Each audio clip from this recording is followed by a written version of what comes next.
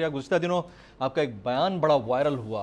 आपने ख़िताब करते हुए फरमाया था कि अगर आइन पर अमल दरामद ना हुआ तो 1971 वाला वाक़या या सानिया दोबारा हो सकता है। तो आपको नहीं लगता कि सख्त जुमला था? सख्त नहीं, ये हकीकत पे मबनी है। क्योंकि देखिए, जब पाकिस्तान 1947 में कायम हुआ तो कौन ये कह सकता था कि 25 साल के बाद ये मुल्क दो लख्त हो जाएगा। और हमने पाकिस्तान को आइन के मुताबिक नहीं चलाया, हमने पाकिस्तान में लोगों के वोट की इज़्ज़त नहीं की। और आप देखिए, हमारे साथ वो हादसा हुआ जिसकी इंसानी तारीख़ में कोई मिसाल नहीं मिलती। तारीख़ में जमील साहब पहली दफ़ा किसी मुल्क से उसकी अक्सरियत वॉकआउट कर गई। मशरक़ी पाकिस्तान अक्सरियत में था, वो पाकिस्तान को छोड़ के चला गया कि हमें अक़लियत वोट नहीं दे रही हमें। तो ये एक गैर मामूली वाक़या है और हमें इससे सबक सीखना चाहिए।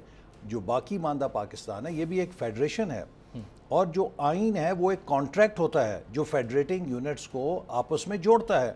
और अगर आप उस कॉन्ट्रैक्ट की हुर्मत कायम नहीं रखेंगे तो वो रिश्ता भी बरकरार नहीं रहेगा। बाय एनी मीन्स आप लोग ये चाहते हैं कि आइन पर अमल दरामद हो और आइन की हुर्मत जो है वो कायम रहे ताकि सारे इसके ऊपर राजी रहें। पाकिस्तान की सालमियत, पाकिस्तान की वहदत, पाकिस्तान की मजबूती, पाकिस्तान की तरक्की, पाकिस्तान की खुशहाली, सब का दारोमदार पाकिस्तान में आइन की हुक्मरानी पर है। इसमें तो कोई शक नहीं है, लेकिन फिर आप उन लोगों के साथ क्यों जाकर खड़े होते हैं जो आपके आइन को वायलेट कर रहे होते हैं?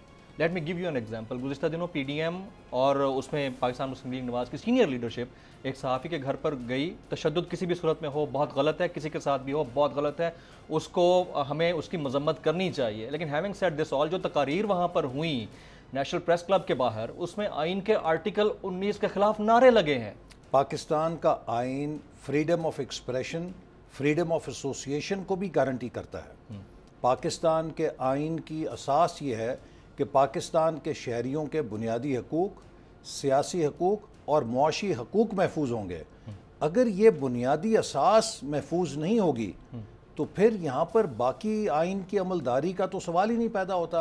हमारी जदोजहद ये है कि इस मुल्क के अंदर आप जो आइन के मुताबिक निज़ाम है वो चलाएं, जिसमें पार्लियामेंट आज़ाद हो, अदलिया आज़ाद हो, हर इदारा अपने हद में काम करे और जो लोगों का एक्सप्रेशन ऑफ, उनका राइट ऑफ एक्सप्रेशन है, राइट ऑफ फ्री स्पीच है, जो राइट ऑफ फ्री एसोसिएशन है, अगर वो कोई बात आइन के ख़िलाफ़ करते हैं तो उसका तरीका ये नहीं है कि आप किसी को लितर मारें, किसी को गोली मारें, उसकी तो बिल्कुल हम किसी मजम्मत को आप करते हैं। पकड़ लें। देखें, उसका तरीका यह है कि उसके खिलाफ आप मुकदमा दायर करें और उसको गद्दार करार दें। इसमें कोई शक नहीं है, लेकिन फिर यहाँ पर सवाल ये पैदा होता है, वो लोग जो आपके आइन के खिलाफ, यानी आइन का आर्टिकल 19 नामंजूर के नारे लगा रहे हो, क्या आप इसकी मजम्मत करते हैं?